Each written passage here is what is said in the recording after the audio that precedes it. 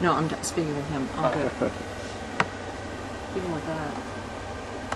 Oh my word. We're just blocking the sun, but... Yeah, they're good for you. Children tend the sheep.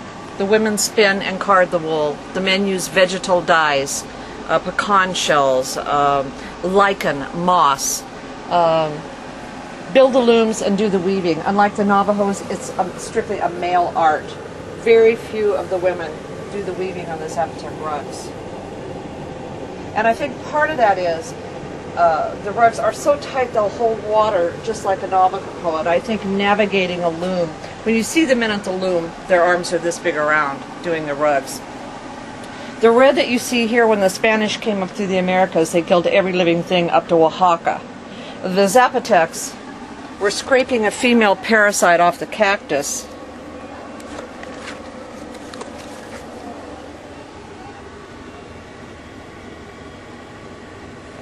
That when they crush it, made a color the Spanish had never seen before called red.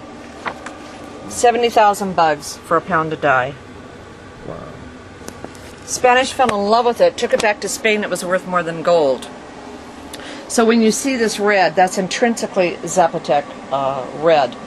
The rugs that we carry here run $54 and $69. You see them for around $200 on the discount internet sites.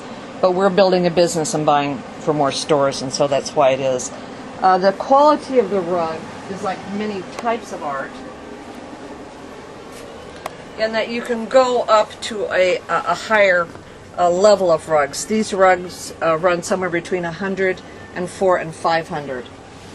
This rug is a collector's rug, in my opinion, because it's a natural.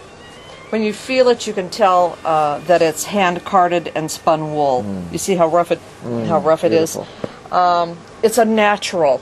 There's no dyes in it.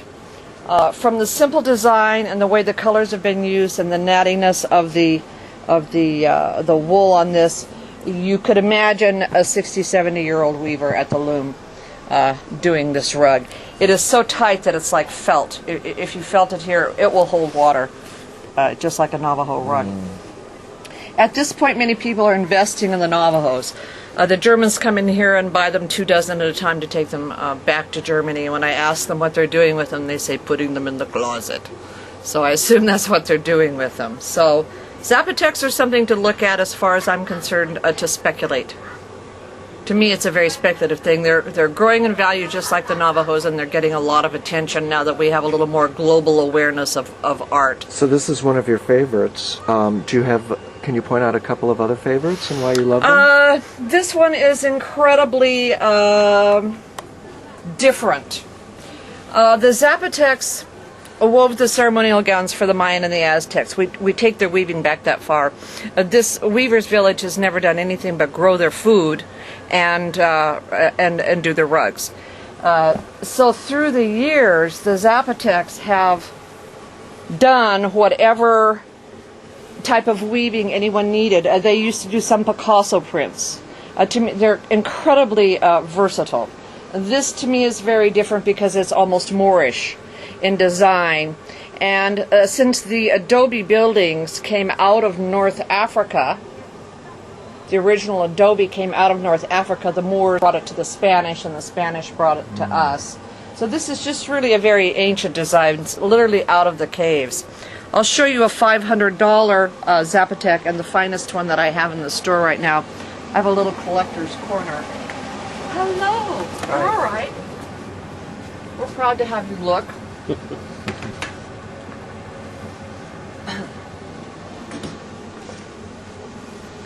Believe it or not, people are standing in line for these.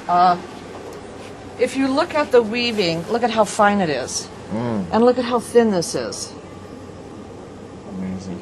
It is amazing. And this is how close your knots are.